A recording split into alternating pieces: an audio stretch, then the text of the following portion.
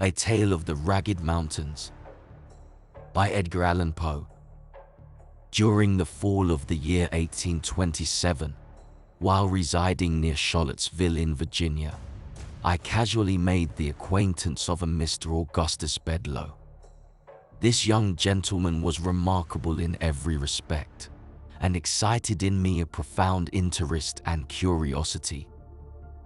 I found it impossible to comprehend him either in his mental, his moral, or his physical relations. Of his family I could obtain no satisfactory account. Where he came from I never ascertained. Even about his age, although I call him a young gentleman, there was something which perplexed me in no little degree. He certainly seemed young, and he made a frequent point of speaking about his youth. But there were moments when I should have had little trouble in imagining him 100 years of age.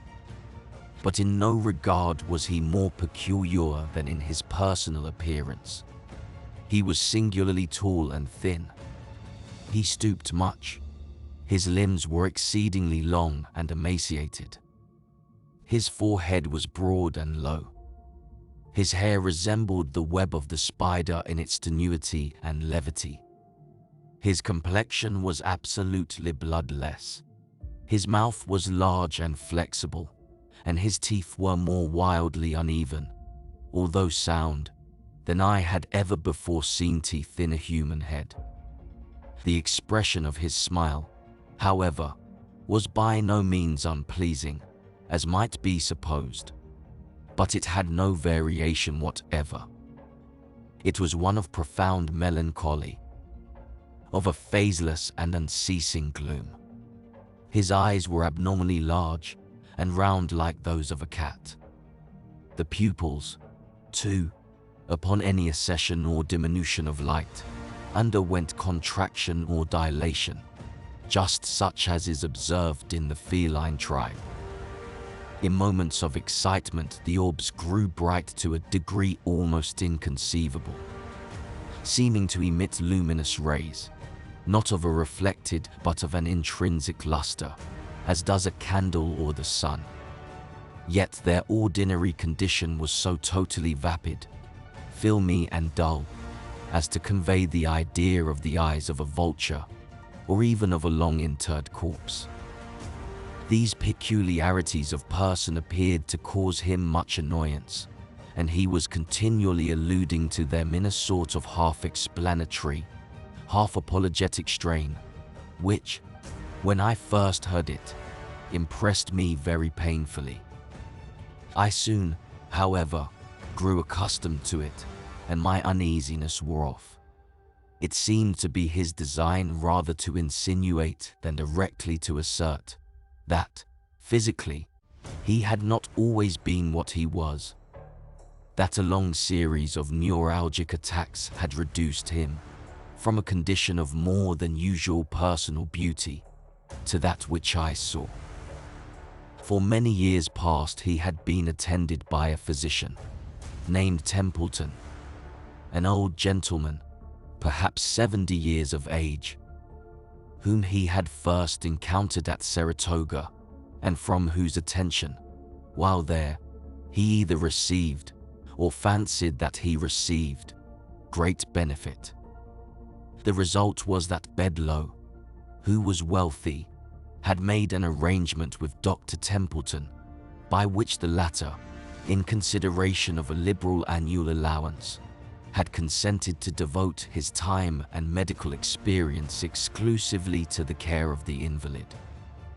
Dr. Templeton had been a traveler in his younger days, and, at Paris, had become a convert, in great measure, to the doctrines of Mesmer. It was altogether by means of magnetic remedies that he had succeeded in alleviating the acute pains of his patient, and this success had very naturally inspired the latter with a certain degree of confidence in the opinions from which the remedies had been adduced. The doctor, however, like all enthusiasts, had struggled hard to make a thorough convert of his pupil, and finally so far gained his point as to induce the sufferer to submit to numerous experiments. By the frequent repetition of these, a result had arisen which of late days has become so common as to attract little or no attention, but which, at the period of which I write, had very rarely been known in America. I mean to say that between Dr. Templeton and Bedloe there had grown up, little by little, a very distinct and strongly marked rapport, or magnetic relation. I am not prepared to assert, however, that this rapport extended beyond the limits of the simple sleep-producing power. But this power itself had attained great intensity. At the first attempt to induce the magnetic somnolency, the mesmerist entirely failed. In the fifth or sixth he succeeded very partially, and after long continued effort. Only at the 12th was the triumph complete. After this, the will of the patient succumbed rapidly to that of the physician, so that, when I first became acquainted with the two, sleep was brought about, almost instantaneously, by the mere volition of the operator, even when the invalid was unaware of his presence.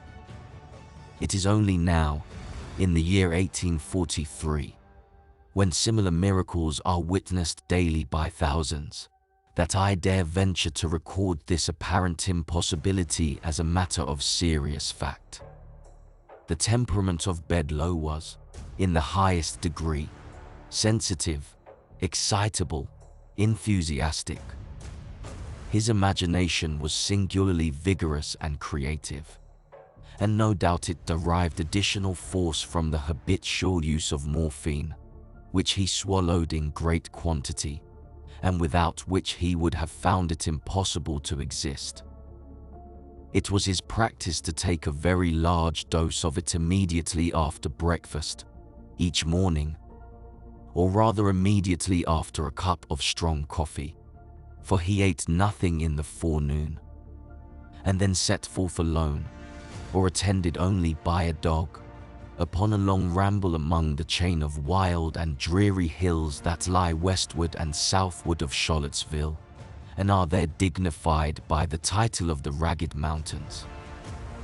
Upon a dim, warm, misty day, towards the close of November, and during the strange interregnum of the seasons which in America is termed the Indian summer, Mr. Bedloe departed, as usual, for the hills. The day passed, and still he did not return. About 8 o'clock at night, having become seriously alarmed at his protracted absence, we were about setting out in search of him, when he unexpectedly made his appearance, in health no worse than usual, and in rather more than ordinary spirits. The account which he gave of his expedition, and of the events which had detained him, was a singular one indeed. "You will remember," said he, "that it was about 9 in the morning when I left Charlottesville. I bent my steps immediately to the mountains, and, about 10, entered a gorge which was entirely new to me. I followed the windings of this pass with much interest. The scenery which presented itself on all sides, although scarcely entitled to be called grand, had about it an indescribable, and to me a delicious aspect of dreary desolation. The solitude seemed absolutely virgin. I could not help believing that the green sods and the grey rocks upon which I trod had been trodden never before by the foot of a human being. So entirely secluded, and in fact inaccessible, except through a series of accidents, is the entrance of the ravine, that it is by no means impossible that I was indeed the first adventurer, the very first and sole adventurer who had ever penetrated its weird recesses. The thick and peculiar mist, or smoke, which distinguishes the Indian summer, and which now hung heavily over all objects, served, no doubt, to deepen the vague impressions which these objects created. So dense was this pleasant fog that I could at no time see more than a dozen yards of the path before me. This path was excessively sinuous, and as the sun could not be seen, I soon lost all idea of the direction in which I journeyed. In the meantime, the morphine had its customary effect, that of enduing all the external world with an intensity of interest. In the quivering of a leaf, in the hue of a blade of grass, in the shape of a trefoil, in the humming of a bee, in the gleaming of a dewdrop, in the breathing of the wind, in the faint odors that came from the forest, there came a whole universe of suggestion, a gay and motley train of rhapsodical and methodical thought. Busied in this, I walked on for several hours, during which the mist deepened around me to so great an extent that at length I was reduced to an absolute groping of the way. And now an indescribable uneasiness possessed me, a species of nervous hesitation and tremor. I feared to tread, lest I should be precipitated into some abyss. I remembered, too, strange stories told about these ragged hills, and of the uncouth and fierce races of men who tenanted their groves and caverns. 1,000 vague fancies oppressed and disconcerted me, fancies the more distressing because vague. Very suddenly my attention was arrested by the loud beating of a drum. My amazement was, of course, extreme. A drum in these hills was a thing unknown. I could not have been more surprised at the sound of the trump of the archangel. But a new and still more astounding source of interest and perplexity arose. There came a wild rattling or jingling sound, as if of a bunch of large keys, and upon the instant a dusky-visaged and half-naked man rushed past me with a shriek. He came so close to my person that I felt his hot breath upon my face. He bore in one hand an instrument composed of an assemblage of steel rings, and shook them vigorously as he ran. Scarcely had he disappeared in the mist, before, panting after him, with open mouth and glaring eyes, there darted a huge beast. I could not be mistaken in its character. It was a hyena. The sight of this monster rather relieved than heightened my terrors, for I now made sure that I dreamed, and endeavored to arouse myself to waking consciousness. I stepped boldly and briskly forward. I rubbed my eyes. I called aloud. I pinched my limbs. A small spring of water presented itself to my view, and here, stooping, I bathed my hands and my head and neck. This seemed to dissipate the equivocal sensations which had hitherto annoyed me. I arose a new man, and proceeded steadily and complacently on my unknown way. At length, quite overcome with exertion and with a certain oppressive closeness of the atmosphere, I seated myself beneath a tree. Presently there came a feeble gleam of sunshine, and the shadow of the leaves of the tree fell faintly but definitively upon the grass. At this shadow I gazed wonderingly for many minutes. Its character stupefied me with astonishment. The tree was a palm. I now rose hurriedly, and in a state of fearful agitation, for the fancy that I dreamed would serve me no longer. I saw. I felt that I had perfect command of my senses, and these senses now brought to my soul a world of novel and singular sensation. The heat became, all at once, intolerable. A strange odor loaded the breeze. A low continuous murmur, like that arising from a full but gently flowing river, came to my ears, intermingled with the peculiar hum of multitudinous human voices.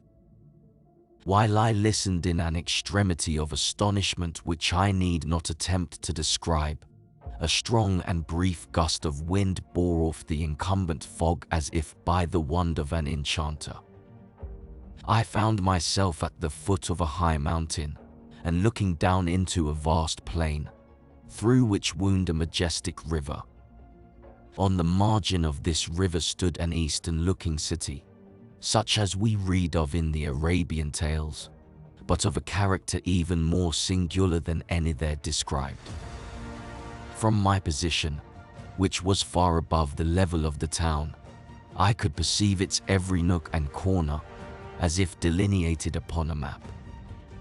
The streets seemed innumerable, and crossed each other irregularly in all directions, but were rather long winding alleys than streets, and absolutely swarmed with inhabitants. The houses were wildly picturesque. On every hand was a wilderness of balconies, of verandas, of minarets, of shrines, and fantastically carved oriels. Bazaars abounded, and in these were displayed rich wares in infinite variety and profusion. Silks, muslins, the most dazzling cutlery, the most magnificent jewels and gems. Besides these things were seen, on all sides, banners and palanquins, litters with stately dames close veiled, elephants gorgeously caparisoned, idols grotesquely hewn, drums, banners and gongs, spears, silver and gilded masses. And amid the crowd, and the clamor, and the general intricacy and confusion, amid the million of black and yellow men, turbaned and robed, and of flowing beard, there roamed a countless multitude of holy filleted bulls, and clambered, chattering and shrieking about the cornices of the mosques, and clinging to the oriels and minarets, vast legions of the filthy but sacred ape. From the swarming streets to the banks of the river, there descended innumerable flights of steps leading to bathing places, while the river itself seemed to force a passage with difficulty through the vast fleets of deeply burthened ships that far and wide encountered its surface. Beyond the limits of the city arose, in frequent majestic groups, the palm and the cocoa, with other gigantic and weird trees of vast age, and here and there might be seen a field of rice, the thatched hut of a peasant, a tank, a stray temple, a gypsy camp, or a solitary graceful maiden taking her way, with a pitcher upon her head, to the banks of the magnificent river. You will say that now, of course, I dreamed, but not so. What I saw, what I heard, what I felt, what I thought, had about it nothing of the unmistakable idiosyncrasy of the dream. All was rigorously self-consistent. At first, doubting that I was really awake, I entered into a series of tests which soon convinced me that I really was. Now, when one dreams, and, in the dream, suspects that he dreams, the suspicion never fails to confirm itself, and the sleeper is almost immediately aroused. Thus Novalis errs not in saying that we are near waking when we dream that we dream. Had the vision occurred to me as I describe it, without my suspecting it as a dream, then a dream it might absolutely have been, but, occurring as it did, and suspected and tested as it was, I am forced to class it among other phenomena. In this I am not sure that you are wrong, observed Dr. Templeton, but proceed. You arose and descended into the city. I arose, continued Bedloe, regarding the doctor with an air of profound astonishment. I arose, as you say, and descended into the city. On my way I fell in with an immense populace, crowding, through every avenue, in the same direction, and exhibiting in every action the wildest excitements. Very suddenly, and by some inconceivable impulse, I became intensely imbued with personal interest in what was going on. I seemed to feel that I had an important part to play, without exactly understanding what it was. Against the crowd which environed me, however, I experienced a deep sentiment of animosity. I shrunk from amid them, and, swiftly, by a circuitous path, reached and entered the city. Here all was the wildest tumult and contention. A small party of men, clad in garments half Indian, half European, and officered by gentlemen in a uniform partly British, were engaged, at great odds, with the swarming rabble of the alleys. I joined the weaker party, arming myself with the weapons of a fallen officer, and fighting I knew not whom with the nervous ferocity of despair. We were soon overpowered by numbers, and driven to seek refuge in a species of kiosk. Here we barricaded ourselves, and, for the present, were secure. From a loophole near the summit of the kiosk, I perceived a vast crowd, in furious agitation, surrounding and assaulting a gay palace that overhung the river. Presently, from an upper window of this palace, there descended an effeminate-looking person, by means of a string made of the turbans of his attendants. A boat was at hand, in which he escaped to the opposite bank of the river. And now a new and altogether objectless impulse took possession of my soul. I spoke a few hurried but energetic words to my companions, and, having succeeded in gaining over a few of them to my purpose, made a frantic sally from the kiosk. We rushed amid the crowd that surrounded it. They retreated, at first, before us. They rallied, fought madly, and retreated again. In the meantime we were but far from the kiosk, and became bewildered and entangled among the narrow streets of tall overhanging houses, into the recesses of which the sun had never been able to shine. The rabble pressed impetuously upon us, harassing us with their spears, and overwhelming us with flights of arrows. These latter were very remarkable, and resembled in some respects the writhing crease of the Malay. They were made to imitate the body of a creeping serpent, and were long and black, with a poisoned barb. One of them struck me upon the right temple. I reeled and fell. An instantaneous and deadly sickness seized me. I struggled. I gasped. I died. "You will hardly persist now," said I, smiling, "that the whole of your adventure was not a dream. You are not prepared to maintain that you are dead." When I said these words, I of course expected some lively sally from Bedloe in reply, but, to my astonishment, he hesitated, trembled, became fearfully pallid, and remained silent. I looked towards Templeton. He sat erect and rigid in his chair. His teeth chattered, and his eyes were starting from their sockets. "Proceed," he at length said hoarsely to Bedloe. "For many minutes," continued the latter, "my sole sentiment, my sole feeling, was that of darkness and nonentity, with the consciousness of death. At length there seemed to pass a violent and sudden shock through my soul, as if of electricity.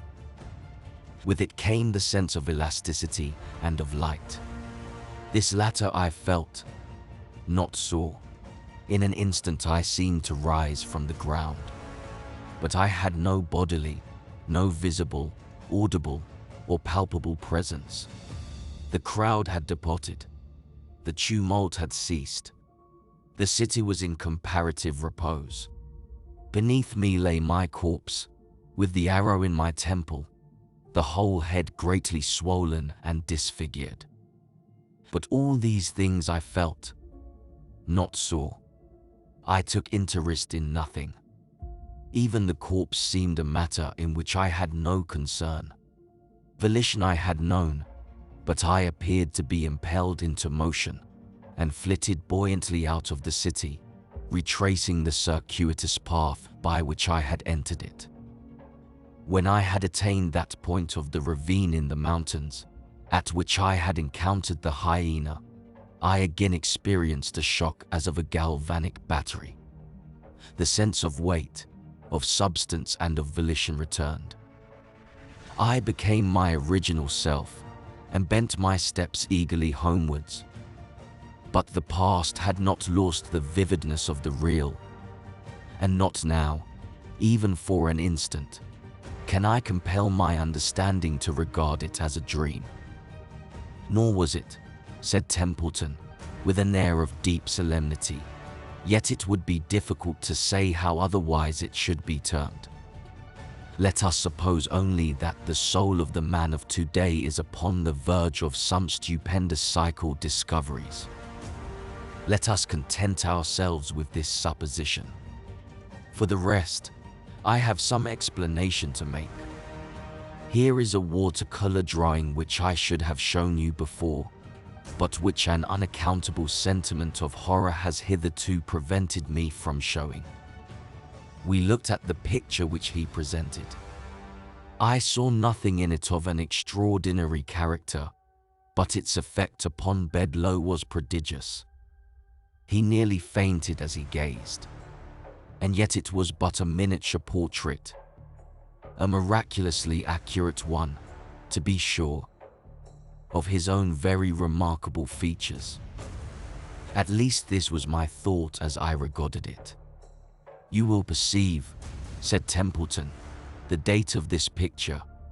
It is here, scarcely visible, in this corner, 1780. In this year was the portrait taken.